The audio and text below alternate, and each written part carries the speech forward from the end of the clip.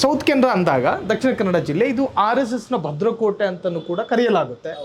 ಈ RSSನವರಿಗೆ ಸೌಜನ್ಯ ಎನ್ನುವಂಥ ಹಿಂದೂ ಹೆಣ್ಣು ಮಗಳ ವೇದನೆ ಮತ್ತು ಆಕೆಯ ಕೊಲೆ ಮೇಲೆ ಇದಕ್ಕೆ ನ್ಯಾಯ ಸಿಗಬೇಕು ಅನ್ನುವಂಥ ಯಾವುದೇ ತರಹದ ತೀರ್ಮಾನ ಇವ್ರಿಗೆ ಬೇಡ, ಅಂದರೆ ನ್ಯಾಯ ಸಿಗಬೇಕು ಅಂತ ಇವ್ರು ಯಾರು ಮುಂದೆ ಬಂದು ಹೋರಾಟ ಮಾಡ್ತಾ ಇಲ್ಲ. ಯಾಕೆ ಸೌಜನ್ಯ ಹಿಂದೂ ಹೆಣ್ಣು ಮಗಳಲ್ವಾ? ನನಗೆ ಹಾಗೆ ನಾನು ನೋಡಲ್ಲ ಸಾಹಿಲ್ ಅವರೇ.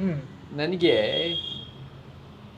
ದೊಡ್ಡ ಪ್ರಮಾಣದಲ್ಲಿ ಈ ವಿಚಾರದಲ್ಲಿ, ಸೌಜನ್ಯದ ವಿಚಾರದಲ್ಲಿ ಕರ್ನಾಟಕದಲ್ಲಿ ಎಲ್ಲ ಸಿದ್ಧಾಂತಗಳು ಕೂಡ ಸೌಜನ್ಯಕ್ಕೆ ನ್ಯಾಯ ಸಿಗಬೇಕು, ಯಾರು ತಪ್ಪಿತಸ್ಥರಿದ್ದಾರೋ ಅವರನ್ನು ಶಿಕ್ಷೆ ಆಗಬೇಕು, ಕಠಿಣವಾದ ಶಿಕ್ಷೆ ಆಗಬೇಕು ಅಂತ ದೊಡ್ಡ ಪ್ರಮಾಣದಲ್ಲಿ ಎಲ್ಲ ಸಿದ್ಧಾಂತಗಳು ಒಪ್ತವೆ.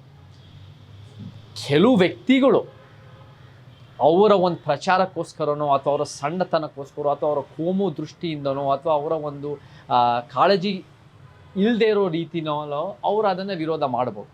ಬಟ್ ನಾನು ಅದೇ ಬೆಳ್ತಂಗಡಿನಲ್ಲಿರೋ RSSನವ್ರ ಬಗ್ಗೆ ನನಗೆ ಗೊತ್ತಿಲ್ಲ. ಬಟ್ ಓವರಾಲ್ ಕರ್ನಾಟಕದಲ್ಲಿ ನೋಡಿದ್ರೆ RSS ಹಿಂದುತ್ವನ ಒಪ್ಪವರು ಕೂಡ ಸೌಜನ್ಯಕ್ಕೆ ನ್ಯಾಯ ಬೇಕು ಅಂತ ಹೇಳ್ತಾರೆ ಅಂತ ನನಗೆ ಕಾಣಿಸ್ತಾ ಇದೆ. ನಾನು ಯಾಕೆ ಇದನ್ನು ಹೇಳ್ತಾ ಇದ್ದೀನಿ ಅಂದರೆ, ನಾನು ಯಾವಾಗ ಒಂದು 2 ವಿಡಿಯೋ ಬಿಟ್ನೋ ಅದರಲ್ಲಿ 99.9% ಕಾಮೆಂಟ್ಸು ಸೌಜನ್ಯಕ್ಕೆ ನ್ಯಾಯದ ಪರವಾಗಿ ಇದ್ದಿತ್ತು.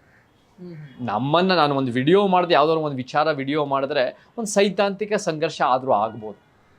ಬಟ್ ಸೌಜನ್ಯದ ವಿಚಾರದಲ್ಲಿ ಮತ್ತು ಈ ವಿಚಾರ, ಈ ಒಂದು ಮತ್ತು 346 ಅಸಹಜ ಸಾವುಗಳು ಮತ್ತು ಬೇರೆ ಬೇರೆ ಈ ರೀಸೆಂಟಾಗಿರೋ ತನಿಖಾ ಪತ್ರಿಕೋದ್ಯಮ ವಿಡಿಯೋದ ಸಂಬಂಧಪಟ್ಟಂಗೆ ಓವರ್ವೆಲ್ಮಿಂಗ್ ಫಾರ್ ಜಸ್ಟಿಸ್, ಅದು ಭಾಳ ಒಳ್ಳೆ ಬೆಳವಣಿಗೆ. ಯಾಕಂದರೆ ನಾವೆಲ್ಲರೂ ಸಿದ್ಧಾಂತ ಮೀರಿ ಒಂದು ಸಮಾಜ ಮತ್ತು ಒಂದು ನ್ಯಾಯಕ್ಕೆ ಒಂದು ವಿಚಾರಕ್ಕೋಸ್ಕರ ನಿಂತಾಗ ಗಟ್ಟಿಯಾದ ಕರ್ನಾಟಕ ಆಗತ್ತೆ. ಸೊ ಅದು ಈ ಸೌಜನ್ಯ ವಿಚಾರದಲ್ಲಿ ಓವರ್ವೆಲ್ಮಿಂಗ್ ಸಪೋರ್ಟ್ ಇದೆ.